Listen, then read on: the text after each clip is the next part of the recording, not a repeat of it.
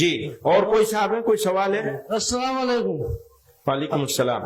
حاجی پپو وہ چٹھی سے بول رہا جی. جی بولو. اگر مسلم راجنیتی سے سامپردائک طاقتیں مضبوط ہوتی ہے تو جہاں اویسی صاحب یا کوئی مسلم پارٹی چناؤ نہیں لڑتی وہاں بی جے پی کیوں جیت جاتی ہے, کیا کارن ہے؟ جی اصل میں یہ سوال جو ہے وہ تھوڑا ٹیڑھا ہے اور تھوڑا لمبا ہے. اب اس کے اوپر اگر میں بات کروں گا تو لمبی بات ہوگی, نمبر 1. نمبر 2, آپ نے آدمی کا نام لے لیا. میری عادت ہے میں آدمی کا نام لیتا نہیں ہوں. اب سوال کرنے والے نام لے لیتے ہیں, میں جواب دوں گا تو کہیں گے جی یہ تو ان کے خلاف بول رہے ہیں. ایک بات یاد رکھیے, خلاف میں اور اختلاف میں بہت فرق ہے. خلاف ہونا اچھی بات نہیں ہے, منفی بات ہے, نیگیٹو بات ہے. اختلاف کرنا حق ہے ہر انسان کا. ہم لوگ ایک جمعیت کے لوگ بیٹھے ہوئے ہیں یہاں, ہم آپس میں بھی اختلاف کر سکتے ہیں اور اس اختلاف کے نتیجے میں کئی مرتبہ اچھی باتیں نکل کے آ سکتی ہیں. لیکن اگر ہم ایک دوسرے کی مخالفت کرنے لگیں گے تو اچھی بات پیچھے رہ جائے گی, خراب بات آگے آ جائے گی. پہلی بات تو یہ سمجھ لیجئے, یعنی اختلاف ضرور ہونا چاہیے, مخالفت ہرگز نہیں ہونی چاہیے. میں نے اپنی زندگی میں کسی کی مخالفت نہیں کی, اور اگر کی ہو اور آپ یاد دلائیں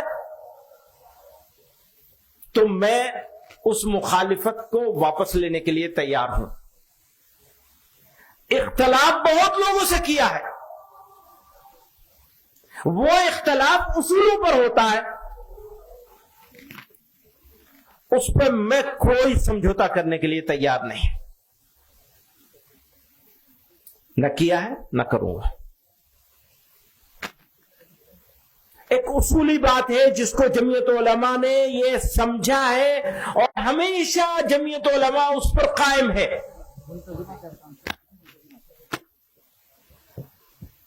آزادی کی لڑائی مل کر لڑی گئی,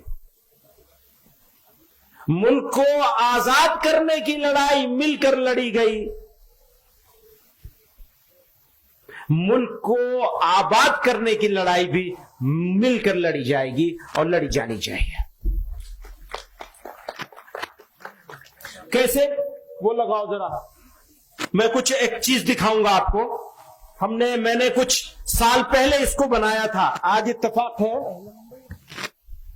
بھارت میں 2019 میں مسلمانوں کی آبادی, کل آبادی ملک کی جو ہے وہ پہلے دیکھیے, یہ ہے کل آبادی 137 کروڑ لوگ ہیں جو اس ملک میں بستے ہیں. 137, اس کو موٹے طور پر 140 کروڑ مان لیں کیونکہ عام طور پر 140 کروڑ بولا جاتا ہے. مسلم آبادی اس میں سے 19.5 کروڑ ہے. 140 کروڑ میں سے مسلمان 19.5 کروڑ ہیں. غیر مسلم ہے 117 کروڑ ہے نا, 117 کروڑ اور 50 لاکھ ہے نا, 117 کروڑ ہے. وہ دیجئے. تو غیر مسلم اس میں سے 117 کروڑ ہیں. اب آپ یہ دیکھیں گے کہ اس میں کتنے لوگ ہیں جو ہمارے دوست ہیں, کتنے ہیں جو ہمارے دشمن ہیں, مخالف ہیں. تو دوست اور دشمن نہ کہیں بلکہ وہ ایک تعبیر جو تھی وہ اس کو بدلنا تھا نا یہاں. اور کتنے ایسے ہیں جو خاموش ہیں, نہ دوست ہیں نہ دشمن ہیں. 3 طرح کے لوگ ہیں ملک میں بسنے والے لوگ. اگلے اس میں چلیے سلائیڈ میں. میرے حساب سے آج کی تاریخ میں جو ہم سے اتفاق نہیں رکھتے, سخت اختلاف رکھتے ہیں, وہ 30% ہیں. اور جو ان سے ہماری کسی حد تک ہمارے ساتھ کئی چیزوں میں اتفاق رکھتے ہیں وہ 10% ہے.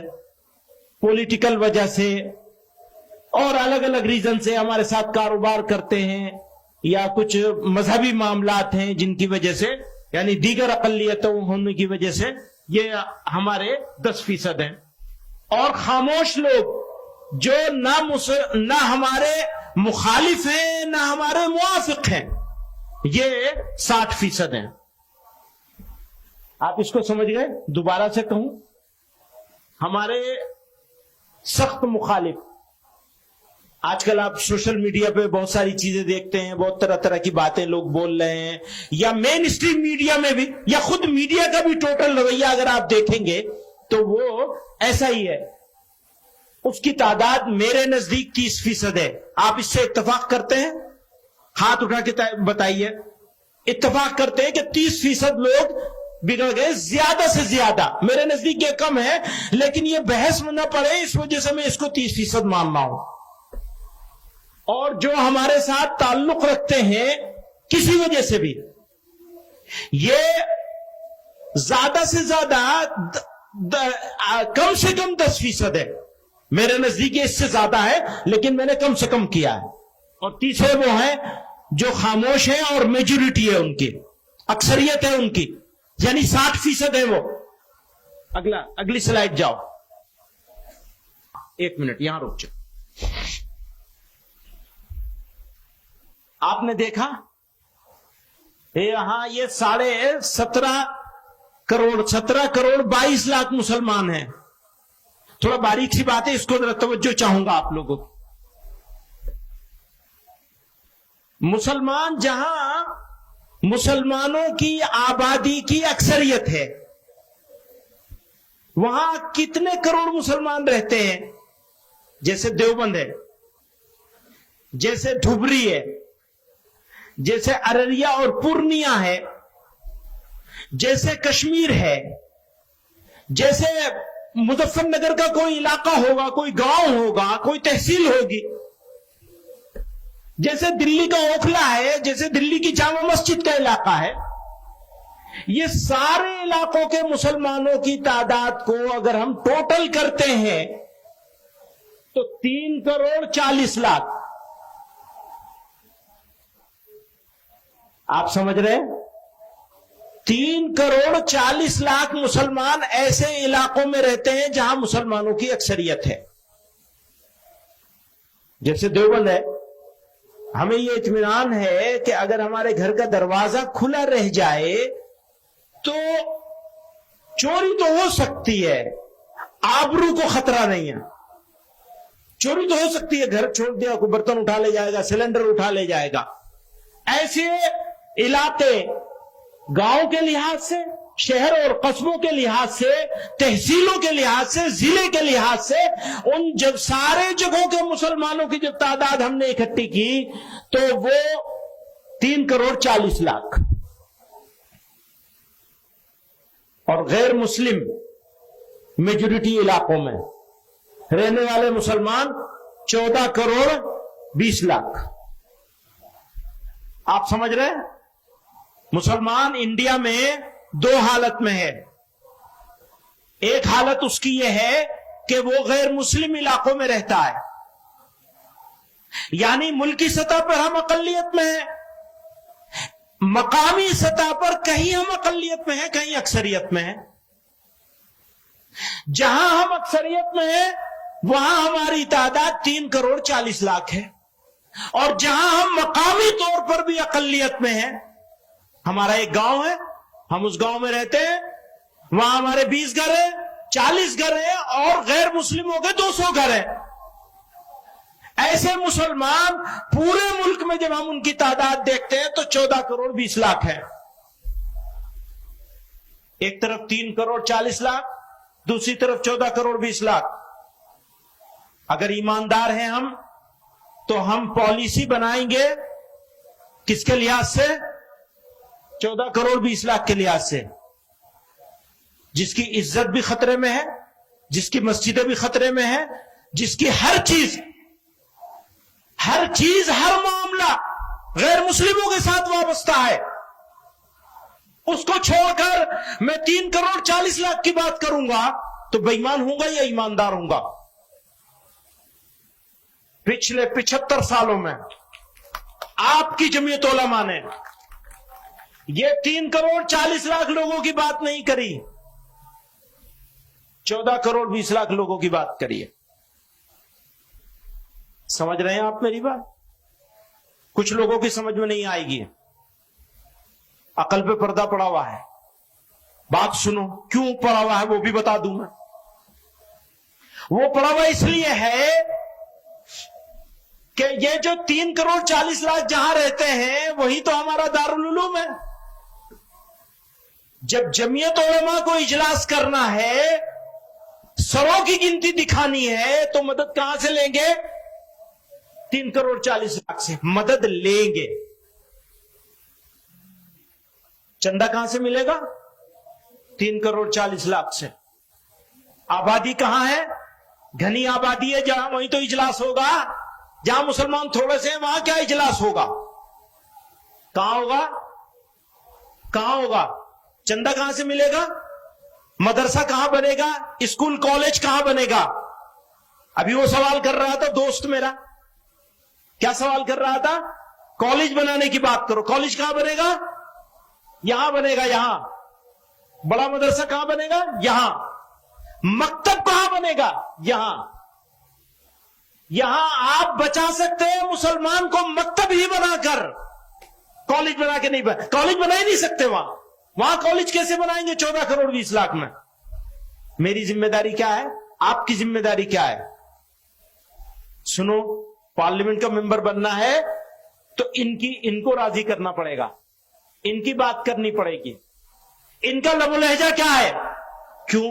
मैं देवबंद में रहता हूं तो मेरे सामने मसला ही नहीं है इज्जत आबरू का, जान माल का, किसी चीज का कोई मसला नहीं है। मैं जो चाहूं बोल लूं, ईंट का जवाब पत्थर से दे लूं।